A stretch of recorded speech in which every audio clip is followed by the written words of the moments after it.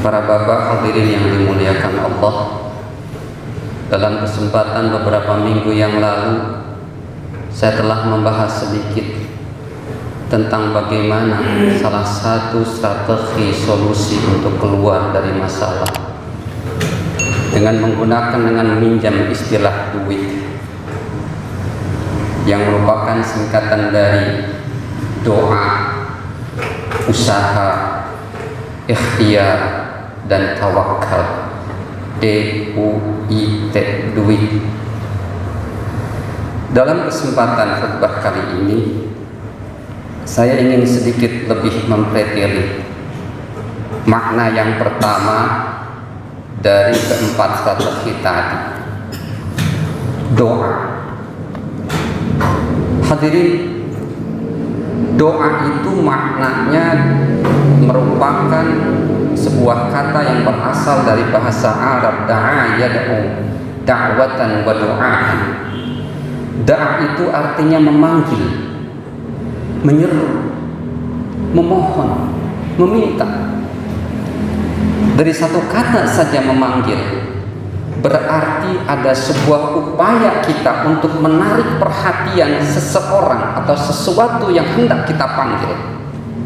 Kita hendak menarik interest, kita hendak menarik minat dari seseorang yang akan kita panggil. Ketika kita memanggil saudara kita, kolega kita, teman kita atau atasan kita, maka ada pengharapan yang dipanggil itu akan nyahut atau akan merespon. Itulah makna secara bahasa dari kata doa. Jadi dari secara kata saja, ketika kita berdoa kepada Allah, maka kita memanggil Allah dengan pengharapan akan ada respon dari Gusti Allah. Pengertian doa yang secara luas sangat banyak disampaikan oleh para ulama. Salah satu ulama mengatakan doa adalah realisasi penghambaan dan merupakan media komunikasi antara makhluk dan khaliknya. Media komunikasi, perantara untuk berkomunikasi, menyampaikan pesan dari makhluk kepada khalik. Di dalam komunikasi itu, maka makhluk mencurahkan segala isi hati yang paling rahasia sekalipun. Jadi mungkin kalau kata anak remaja, doa itu kurang lebih seperti curhat yang sangat mendalam dari sang makhluk, dari kita manusia yang super lemah kepada Allah Subhanahu wa Ta'ala yang super power.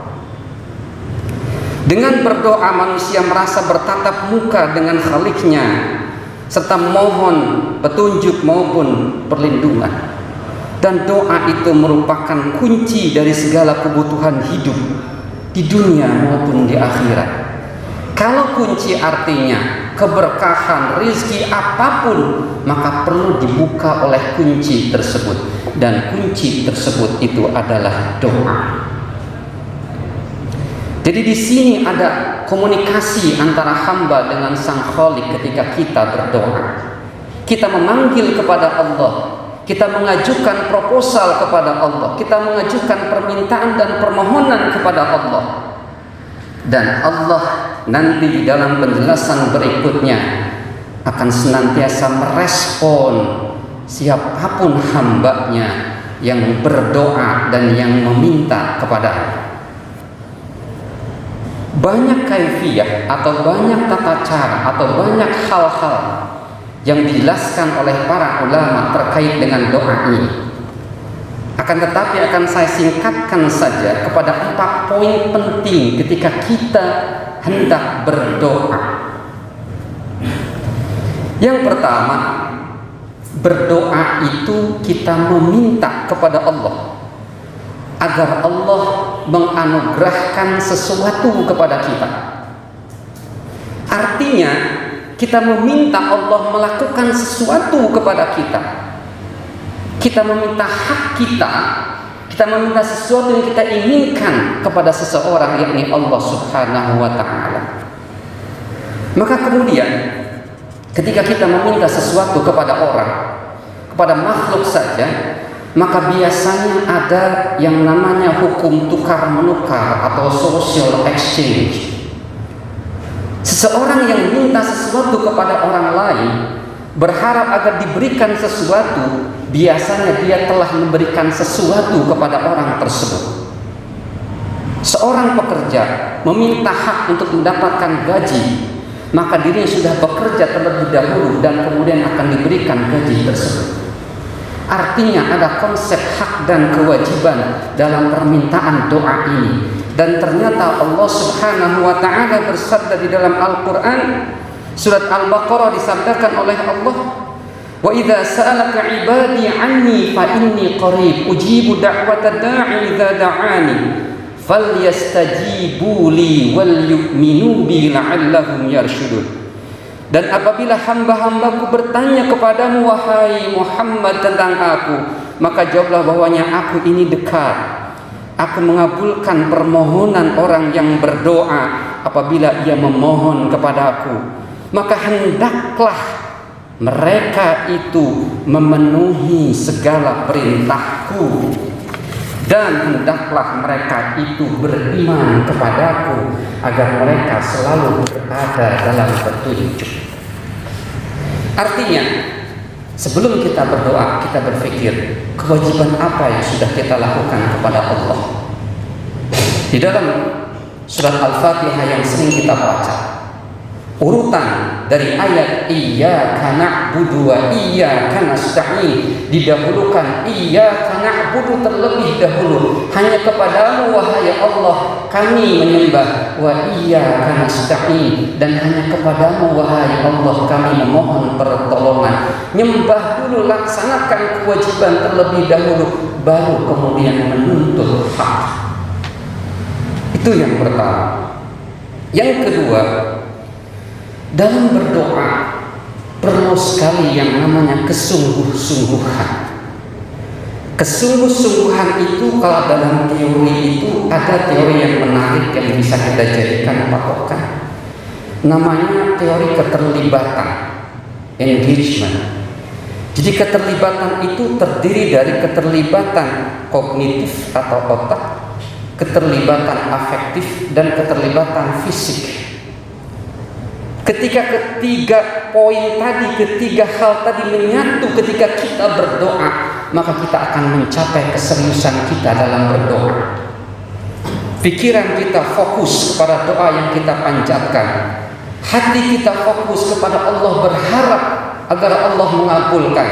Dan gerak tangan kita, wajah kita, mungkin mata kita mengeluarkan air mata saking inginnya doa itu dikabulkan. Maka ketiga komponen itu ketika terintegrasi dan menyatu padu, maka bisa dikatakan doa kita disampaikan dengan serius dan sungguh-sungguh. Keseriusan berikutnya adalah tidak pernah bosan untuk terus menyampaikan doa itu. Dalam sejarah, Nabi Zakaria alaihissalam berdoa meminta diberi keturunan sampai rambutnya putih semuanya. Disebutkan usianya hampir 100 tahun dan istrinya usianya antara 80 sampai 90 tahun.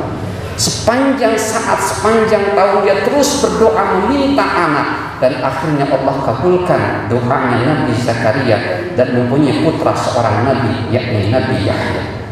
Terus menerus tidak pernah bosan. Yang ketiga adalah pilihlah waktu yang tepat untuk berdoa. Sepertiga malam yang terakhir, kita bisa luangkan waktu kita untuk bertahajud dan mengangkat kedua tangan kita. Jalur tengah malam itu jalur sepi karena tidak banyak orang yang melakukannya, sehingga potensi untuk dikabulkannya doa itu lebih besar daripada ketika kondisi jalur itu sedang sibuk dan sedang ramai. Kita gunakan waktu mustajabah yang lain, di antaranya antara dua khutbah ini.